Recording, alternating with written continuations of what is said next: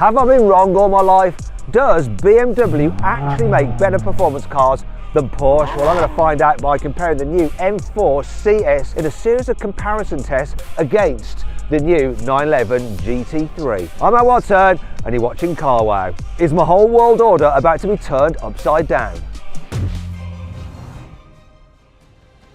In this video, I'll compare these cars' designs. I'll test their performance claims, I'll see how practical or impractical they really are, and decide which one is best. And I might break the habit of a lifetime. Yes, wow.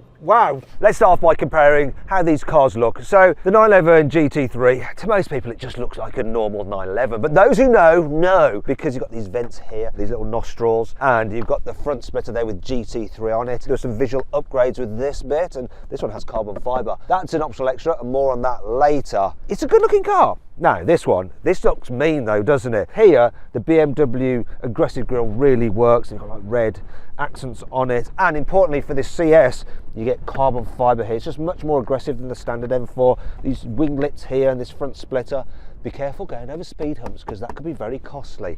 Big thing for me though is the bonnet. Look at it. I love it with this exposed carbon fibre. This car is so aggressive. And another thing I like about it, for this CS, you get yellow daytime running lights. Now, if you don't like those, you can deselect them. From the front then, this looks like the more powerful and aggressive car. Things are different at the back though.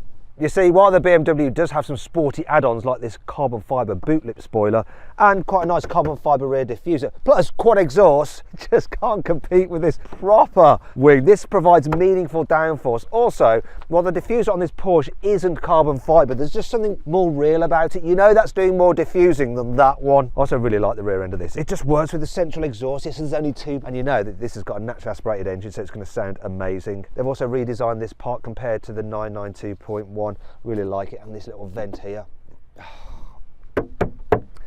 This one makes more of a statement from the rear, and that's probably what you're going to see of these cars when you're driving on the road, the rear of them as they go past you. The M4 CS has some upgraded alloy wheels, so they're forged aluminium and they're 20s at the back and 19s at the front. As with the standard car, you have a carbon fibre roof, but unlike the standard car, you have carbon fibre mirror caps. Still fistable though, in true M tradition. Don't like this tacky little badge there. It's supposed to be an air vent. It's not an air vent, it's fake. It looks like an M4 with some extra bits added on. You could probably do this yourself, you know, with some aftermarket parts. And that brings me on to the Porsche, you see, because you can't make this shape yourself, can you? It has to be done from factory. This looks like a racing car. It really does. Alloy wheels, so these are 20s at the front and 21s at the rear. This has the upgraded magnesium alloy wheels. They're rather expensive.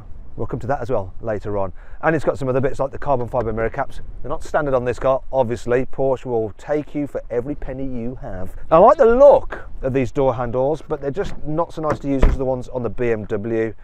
From the side, it's a non-contest. This just looks beautiful. The CS version of the M4 has the same 3-litre twin-turbo straight six as the normal M4, but it's got 20 more horsepower. So 515 total. It has the same 650 Newton meters of torque. It drives all four wheels via an 8-speed automatic gearbox. And this big bonnet, which is made out of carbon fibre, is really handy at blocking the wind from me, and I'm keeping myself warm on the engine. Can't do any of that with the Porsche because you can't really get to the engine unless you get it on a lift. That has a 4-litre naturally aspirated flat six with 510 horsepower and 450 Newton meters of torque. Has a 7-speed dual clutch automatic gearbox which drives the rear wheels only. That weighs 1480 kilograms. This weighs 1760 kilograms. So 280 kilograms heavier. So what's that going to do to the performance? 0 to 60 is supposed to take 3.4 seconds. Left foot brake, floor the throttle. Launch control is ready. That just hooked up. That feels good. 3.1 seconds. What's the quarter mile? What's it going to be? Blimey. 11.1 quarter mile. That is... Wow, that is so fast. So fast. The Porsche could be at a disadvantage here because it's only 2-wheel drive, but remember, the entire weight of its 4-litre flat six is pushing down directly on the back wheels, so it should still have excellent traction off the line. Especially 0 to 60, 3.4 seconds, same as the BMW, but what's the reality?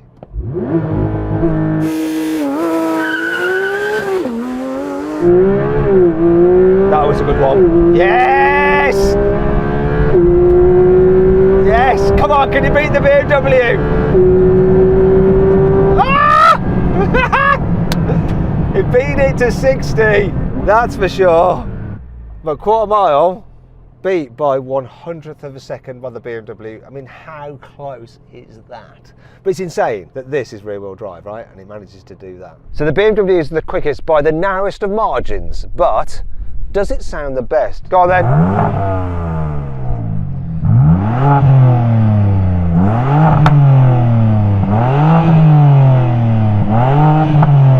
It's pretty nice, pretty nice. Cut it, cut it. Let's have a listen to a naturally aspirated flat six. Oh, oh yeah. Okay, we've got a soft limiter, but it sounds good. Do this special. Stop, stop, stop, stop. Right, right. Stationary revving, no question, that sounds the best. Now let's hear them when they're driving.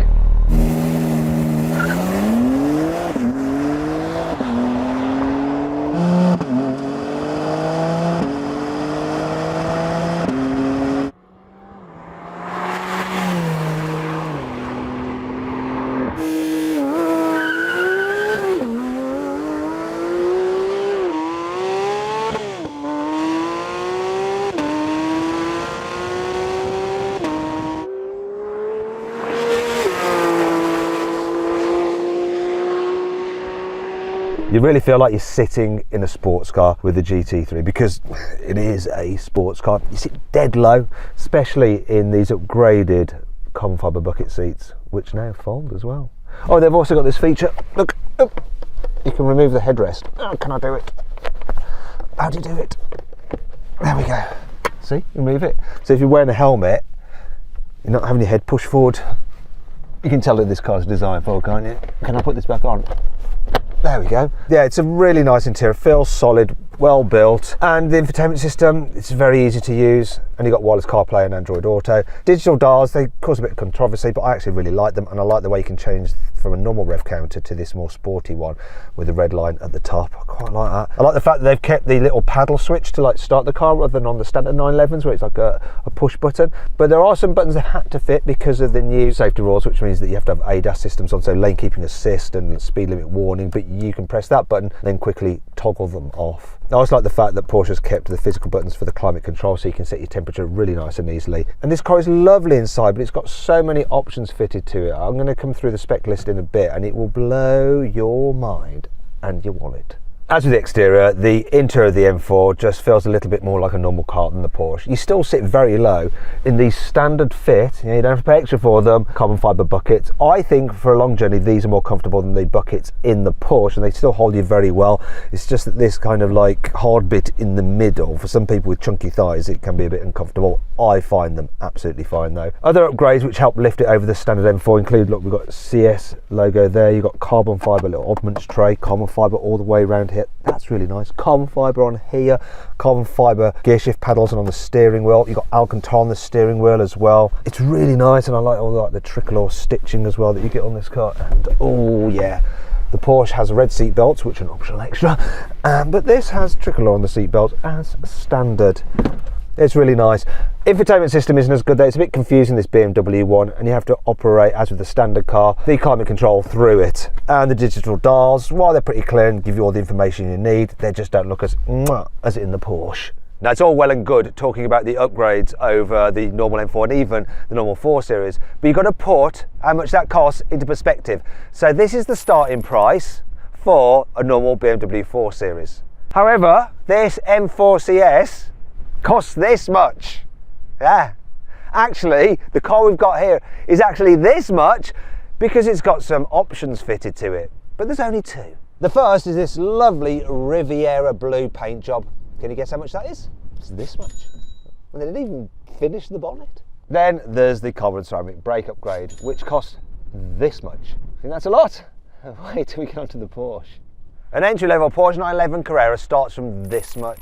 The GT3 starts from this much. So the price walk is actually less than going from a base 4 Series all the way up to the CS. However, Porsche won't let you stop walking, you see, because you're going to have to fit some options to your GT3. No one just buys a base spec GT3. And I'm going to take you through the options on this car and we'll see where we end up, because it's quite frightening.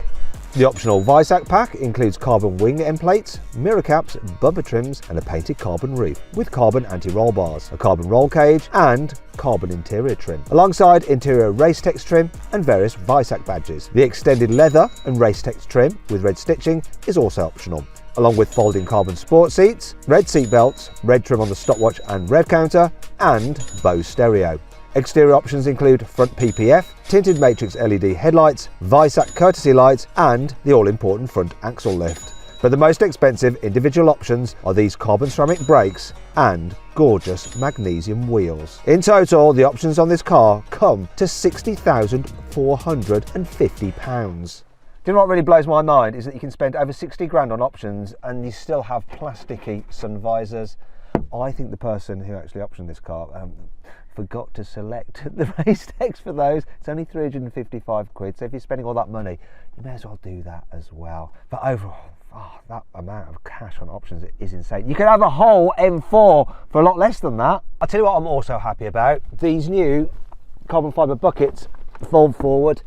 Now, there's no rear seats in this, but you can get rear seats in the touring version. It does make it easier to load though, because this cage does cause a problem. But if these seats didn't move, look, you could only like squeeze stuff through there. With this one, you can squeeze stuff through this larger gap. That is handy. I also like the fact that you can get them with Isofix anchor points, so you can put a child seat here in the front. Can't do that in the bucket seats in the previous generation GT3, and these side bolsters just seem a little bit easier to climb over to get in. So that's good. I actually find the side bolsters in the BMW a little bit harder to get over than in the Porsche. Not much in it though. I'll tell you what is handy about the BMW. Tis this, having some rear seats. Yeah. And even if you have the touring with the Porsche, the back seats are nowhere near as good as this, so I've got a decent amount of knee room. Headroom's okay for me, but let's try someone taller. Nicholas? Now that seat's probably going to go a bit too far back. It's all right, isn't it? Headroom's tight. Headroom's tight. Headroom's very tight, but legroom's good, okay? That's way better than in a 911 though. Oh, absolutely, yeah. So we're happy about that. We're going to do something else you're not going to like in a minute. Right, Nicholas, you know what to do. I'm going to show you how big and practical this boot is. It is quite large for a sporty coupe. Anyway, Nick, so this is the bit you're going to enjoy the most. We're going to top to tail. See if we can fit 2 grown men in the back of this. I told you we're going to enjoy this. Goodness. This is going to be worse than that car vertical history check. Oh, look, there's a recess for my feet. Oh. Now, Miguel, you're going to have to shut the boot. Oh. But look at this, though. This is going to happen. Come on, don't fart, Nick. Well, go. I think I've got some front end damage now. Ah! How do we get out? Actually, do you know what? This is roomier than I thought. Oh, we can release the seats as well. Look. There you go, that way. Don't kick me in the face, I know you want to. Oh, I've got a 12-volt socket here as well, look. It's a 12-volt socket, there we go. My problem is getting my legs out. Can you get out? If I don't do my neck in. I did my neck in last week doing this kind of thing. Anyway. No, we're not going to contort ourselves into the very back part of the 911 to show that you can use that space, because we'll probably get stuck behind that roll cage. But here in the front you have 135 litres of stowed space, and it is quite useful. Not as useful as the 440 litres of boot space in that BMW, but yeah, I can sit in this quite comfortably. Nick, can you actually sit in there as well? You're longer of leg. If you can, that's pretty impressive. Do you know what? We should get some suitcases to demonstrate things with rather than people. Yeah, he's happy, I'm happy. Nonsense. Let's take a break from the nonsense to talk about these cars' brakes, the optional carbon ceramics. So on the BMW, we've got 400mm disc up front, gripped by 6 piston calipers, and 380mm at the back, gripped by single piston caliper. Here on the Porsche, we have 410mm at the front, gripped by 6 piston calipers, and 390 at the back, gripped by 4 piston calipers. Ooh, so Porsche's a little bit better. We've also got different tyres on the cars: Michelin Pilot Sport 4S's, Michelin Pilot Sport Cup 2s, better when hot, better when cold. And that's what we're going to do. We're going to do a cold brake test, and then we're going to do a hot brake test and see how the cars perform in those 2 different scenarios. Will there be any difference? Let's find out. Cold tyres, cold brakes, what we're going to do, 100 mile an hour. tyres and brakes. That seemed to take quite a distance. Let's have a look. 88 metres to stop from 100 miles an hour. We're going to see what the Porsche does.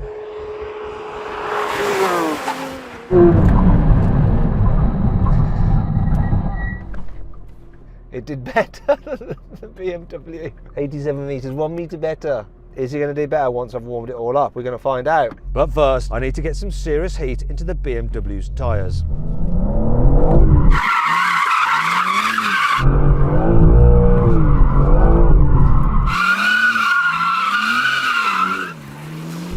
There we go. 88 metres to beat. Is that any better? Bang on the same, 88 metres. I warmed the heck out the tyres, I warmed the heck out the brakes, and it's exactly the same. Now let's warm up the tyres on the 911. So it's got this feature where you can clutch kick it, so you pull in both pedals, floor it.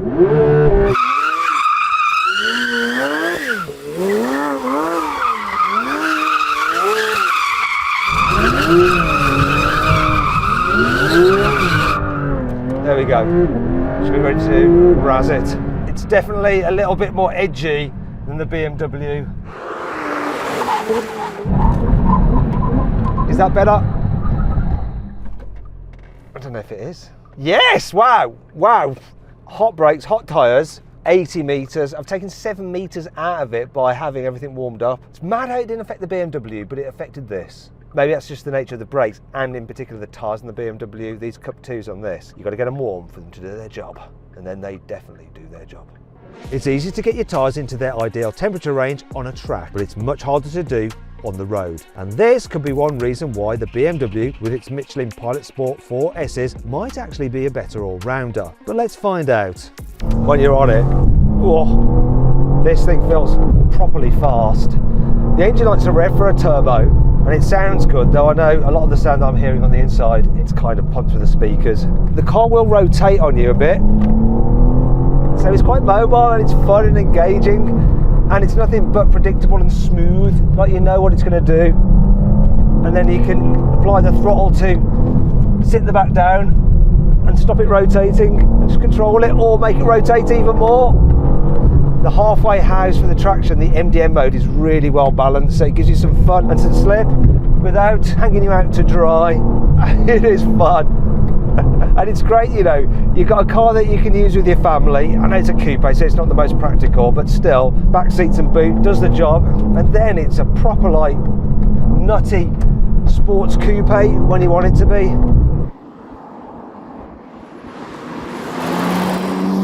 It does feel like a bit of a big bruiser though, this thing. It's not like a scalpel, but it's certainly a lot of fun, and you can cover ground extremely quickly. And with the four-wheel drive, you can enjoy the performance all year. The brakes feel good, gear shifts. Yeah, I know it's not a dual clutcher, but they're fast. And if you get a bit carried away in a corner, you'll either just push on a bit, or if you rotate too quick, it'll just start to come round on you. It's all very smooth and predictable. Whee! Oh, it's so nice. Do you know what? Drive this in isolation, you're like, yeah, what a car, what an absolute legend of a car. And just that step up over the standard M4 without any compromise in terms of like the comfort levels and just everyday usability. BMW's M division do this. When they release the special editions like the CS, they're always they have that special sauce that seems to be more than the sum of their parts. I mean, I love it, I do. But even though you could actually use this car every day, the M4 CS hasn't forgotten how to be a total hooligan. The two-wheel drive mode is pretty cool as well, because you can just give it a lot of slidey slide.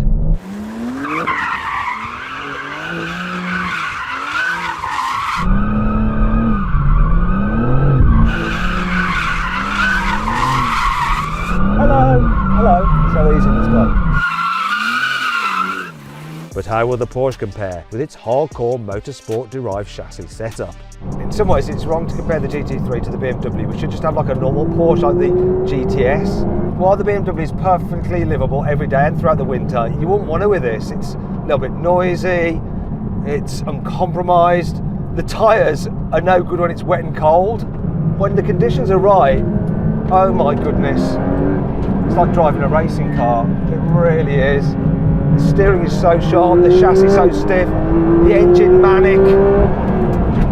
I mean, in terms of speed, outright performance, they're just bang on each other really, but this, the way it's just so flat around the bends and just digs in, it's less likely to let go as well than the BMW, which kind of moves around a bit more. This, it's just so planted.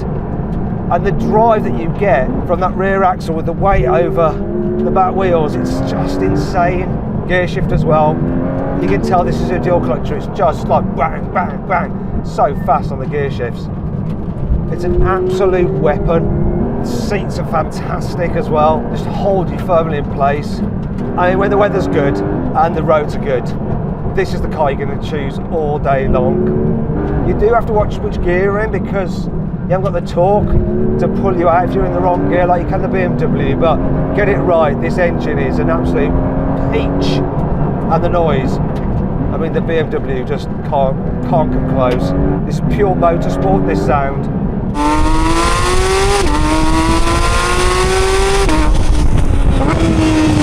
And you can really feel it dancing underneath you when you do chuck it about. Oh, what an absolute weapon this is.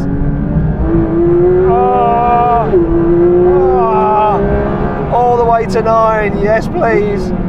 And then you have to relax and just chill for a bit. I go, oh, do you know what an amazing, amazing car. But it's only amazing on the right kind of journeys. Other times, it's going to be a bit of a pain. This is the car I want, but it's not necessarily the car I or you should have. So then, which car is best? Well, technically, it's the Porsche GT3. However, you can only really enjoy it if the conditions and the situation is right, whereas the BMW you can enjoy more of the time and all year round. So my final verdict is this: if you're having it as a second car, choose the Porsche. If you're having it as your only car, choose the BMW. I hope that makes sense. I hope you enjoyed the video. If you did, give it a like. If you want to watch some other videos, click on the video windows, and if you haven't done so already, click on the CarWow logo to buy some of our new CarWow merch.